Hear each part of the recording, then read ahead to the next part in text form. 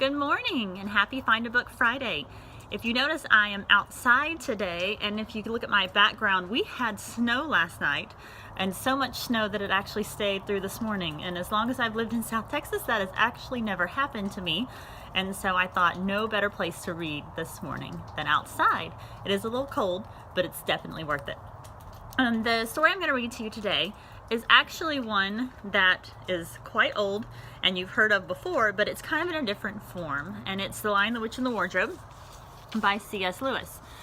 And I've talked to you before about the Chronicles of Narnia series and how wonderful they are. And this time of year is a great time to read them because the setting is in the snow and there's Father Christmas and some other characters that really fit with this time of year. But something that I wanted to point out that's special about this book, if you notice, it is a picture book. It is a children's picture book, which is different than what you may have seen before with the ordinary chapter books that the Chronicles of Narnia series come in. And so if you have a student or a kiddo who maybe is intimidated or not of the appropriate age to read a chapter book yet, this is a good place to start. Now, I will say the content is the same and the reading level is the same, but there's a lot more pictures to keep them engaged. So even as a read aloud, this is a good one.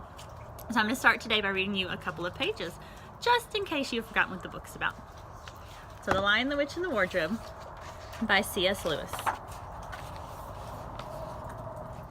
Once there were 4 children called Peter, Susan, Edmund, and Lucy.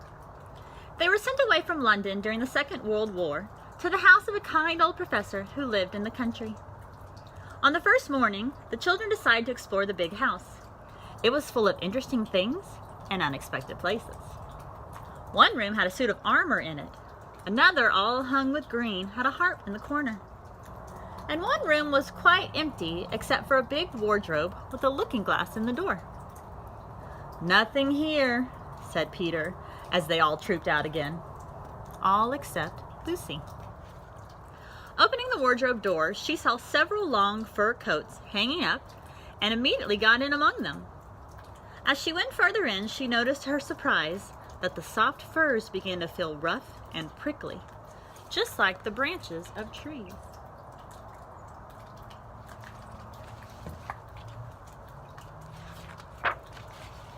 A moment later, Lucy was standing in the middle of a wood with snow under her feet and snowflakes falling through the air.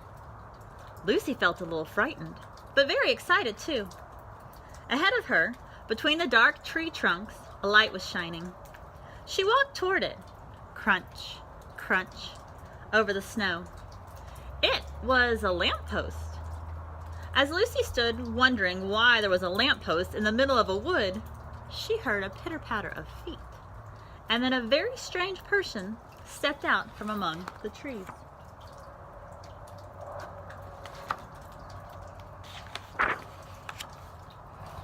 From the waist up, he was like a man, but his legs were shaped like a goat's. He had a pleasant little face and curly hair, out of which stuck 2 horns. He was a fawn. When he saw Lucy, he gave kind of a surprise. "Good evening," said Lucy. "Good evening," said the fawn. "Excuse me, but are you a daughter of Eve?" "My name is Lucy," she said, not quite understanding him. "But, forgive me, are you what they call a girl?" he asked. "Of course I am," replied Lucy, thinking his questions very strange. "I have never seen a son of Adam or a daughter of Eve before," said the fawn. "I am delighted to meet you. My name is Tumnus." "I am very pleased to meet you, Mr. Tumnus," said Lucy. "And may I ask, O Lucy, daughter of Eve," said Mr. Tumnus, "how have you come to Narnia?" "Narnia? What's that?" said Lucy.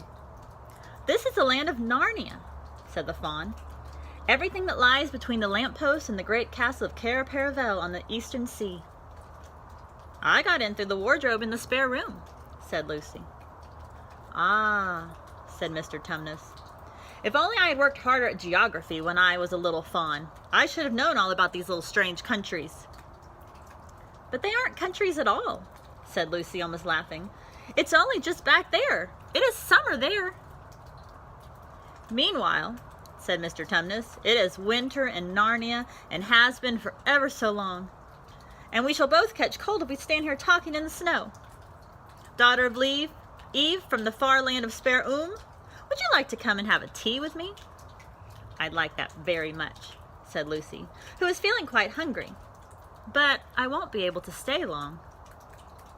And so Lucy found herself walking through the wood arm in arm with the fawn, as if they had known each other all their lives.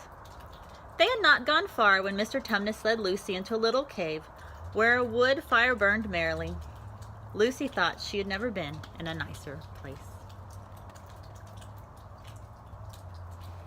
So I'm going to stop here. That's a good place to stop, and the book is wonderful. So I definitely recommend reading it for its Christmassy accents, but also for the story that C.S. Lewis tells. And I also, as a teacher, I use this book when I would talk to my students about cause and effect and about making predictions, because it is a great book to use for those skill sets as well. So I hope you enjoyed The Lion, the Witch, and the Wardrobe this morning, and the beautiful view that I have behind me. And if you are a place where you have snow, enjoy it. And if you are not, I hope you get to visit some snow soon on this Christmas season. Thank you. Have a great day.